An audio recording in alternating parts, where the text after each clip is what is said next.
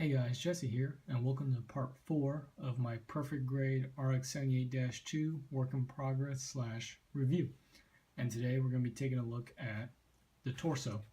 And in addition to the torso, we'll be taking a look at the shoulders and the backpack unit, just because they're such small builds that it would be kind of silly to give those their own video. So let's just start with the torso itself. And we'll sort of start from the bottom up. So here we have this red piece. It's actually two red pieces with this sort of gray bar for support and polycaps to plug into the waist. Funnily enough, this is actually really simple and kind of reminiscent of a high grade, where most high grade RX78-2s, actually I think all of them, the middle part is just sort of a polycap that's sandwiched between two red pieces. So that's what we have here. But of course, all the detail that's going to be in there is from either the core fighter or the core block that you put in there. And that's going to have its own video because those two things are pretty detailed.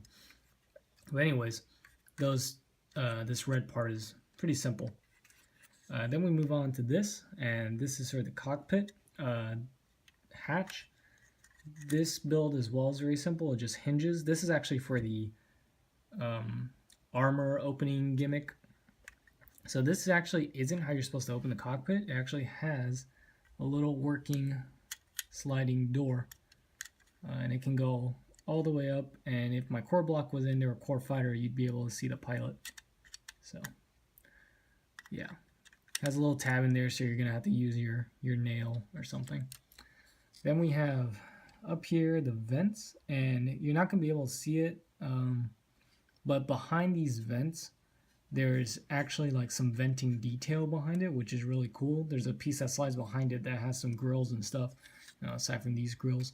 And these, so each of these are a separate piece, these fins, and they each have a pair of pegs on each side. One is sort of a sag pin, and one goes into a track, a sort of U-shaped track. So I believe these are supposed to be articulated to sort of turn and bend, so sort of open and close, but mine won't do it, and I don't know if it's a combination of paint or what, but I'm not brave enough to move those enough because they're very small pegs and I don't want to break them. I repainted the yellow here to sort of Inca gold, and then of course did my weathering, so that's why it's not going to look exactly the same. And this cage piece, which I'll talk about in a second, comes gray. It does not come this gold. I repainted that whole thing. So now that we're on to the chest is also a super simple build. It's two gray supporting pieces, some like mechanics built in there for the arm, and then armor slapped on it. So this big chest blue is just a big piece that slaps on the front. Then you have panels here for the panel opening gimmick. I have one off because that's how I'll be displaying it, but that's how that works. Right, and then there's a peg that it pegs back into, and it forms this really nice natural panel line that pretty much every RX78-2 has.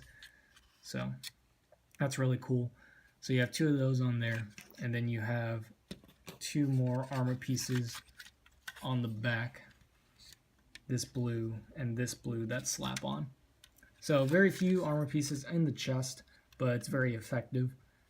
I'll talk about these decals in a second, or these stickers, because I do have a pretty big problem with them, but I'll talk about when I get to the shoulders. So in here you can kind of see the mechanics, and it's for the arm swivel, and as you can see, this is about as much range as you're going to get, and it's actually pretty pitiful. Pretty sure all high grades can get better arm hinge than that. So, but you can see some really nice detail. There's working pistons in there. And I really do like this cage piece. It's a big piece that runs across from this side to this side. Go ahead and open this again. And I don't know, it just adds a nice layer of realism that this entire perfect grade has going throughout. Because most real war vehicles, they with armor have this sort of cage for structural integrity, and then they slap on the armor. Kind of like how this thing is actually built, and it gives a nice sort of, again, like you can imagine workers taking off this armor plate and then walking across this cage to fix things. But it's just a really nicely molded piece. What I kind of don't like are the visible hinges. It's kind of just it's a little nitpick. I mean, it kind of looks like the hinges you can see on a transformer, like where the parts bend, pivot and stuff. Uh, I mean, that's not great, but it's not that big a deal. It doesn't it's it's negligible. But yeah, so let's move on to the shoulders. So I'll just do this shoulder. Um, Really simple shoulder. It's just this piece. I don't like that you can see the poly caps on top, but I guess you can see that it's just extra mechanical detail. But it's two pieces here with poly caps in each socket there, and then these two pieces with a gray piece under that this armor sits on top, which I went ahead and painted gold just to keep that theme across the chest. But yeah, these open up on both sides, mainly to show this mechanical detail, not really to show anything here, but they do it on both sides.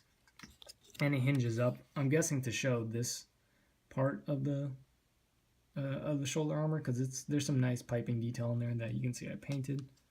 So again, pretty cool. They have these huge decals or stickers, which I'll talk about right now. So throughout this entire kit, every single decal is just extremely poorly cut. They're cut so huge for what they actually are. This you can see it better on this one. You can kind of see where I had to trim the decal because it was this huge square. Like all this where my thumb is was just clear white decal or a sticker. Same thing with this RX 78-2 was on this huge sheet, and they want you to put decals almost against the edge. And if I did that here and left all that excess, you'd have a huge piece of sticker hanging off, and you either have to trim that or try to lay it against these contours, which nobody wants to do. So I suggest trimming them. This one they all had to be trimmed. This one was a huge square sticker with this piece that was included on it, so I went ahead and cut it off, made it separate, tried to trim as close to the letters as possible. So I highly suggest that you trim them because these decals are really nice. Like that one's a whole sticker on the specs on the Gundam. There's one under here somewhere. There's another one. I kind of like the minimal decal use. Makes it a little more believable. These actually have really small, I'm not going to be able to get them on my camera, but really small writing. Like this one says on that black, like press here to eject pilot or something like that, and it's a rescue sticker. It just looks really good. Alright, so moving on. There's also on the back of the shoulders, those are those decals. So moving on to the backpack. So from the outside, it's pretty plain, just like the RX-78-2's backpack is supposed to be. You have a little hole there to plug in the shield, which I'll show whenever I get to the weapons. But it's sort of this large gray piece that slaps on top of this piece that's on the inside, and that's where all the detail is. And then you have thrusters here, which I repainted this chromish, but of course it's not chrome anymore, I dirtied it up. But you have a hinge to hinge them, and then they're on a slight ball joint, so you can get them moving wherever. These flaps are also on a hinge. So, and then to open this thing up, you pull, and then you push up, and then you can swing this up, but they don't really show that. And then you have all this really nice detail on the inside of the backpack. And at first, this is one huge piece. And then you have these spots for the beam sabers, and they're just on ball joints. But at first, you see this one huge piece, and it's just sort of like, I don't know, you kind of wish that they had separate pieces in here to hook onto it to make detail, but the more you look at it, the more sort of well laid out the details are, so it makes it really easy to paint. Because when I first saw it, I was like, oh man, like it's gonna be a pain to paint because it's just one large piece, but it's actually really easy. But yeah, I would take some time to detail up the backpack because it's really nice. And then this just swools back down. Doesn't really plug in or clip into anything like the chest armor. It just sort of sits on top. And I really like these little danger, if I can focus on it. Yeah, these little danger stickers. They just look really good. I like that white contrast, and then dirtying them up to fit my paint job. I really like it. and the minimal use of stickers overall in the backpack. So those again had to be trimmed. They all had to be trimmed. Every single sticker on this kit had to be trimmed, and it sucks. Oh, one major thing about this backpack piece I forgot to mention. This outer shell, there's this huge mold line that runs across the length of it this way, and it just took me a while to clean up, a lot of sanding and going at it with a modeler's knife. There's places on this kit that there's some pretty bad mold lines on this kit, but that one was probably the worst one I ran into, so I would take some time to clean that up. Well, anyways, that's it for now. Next up, I think I'll be taking a look at the core block, the core fighter, and the waist unit. I'm just going to bunch that all together because basically you can't have the waist unit without the core block or the core fighter. But thanks for watching, and I'll catch you all next time.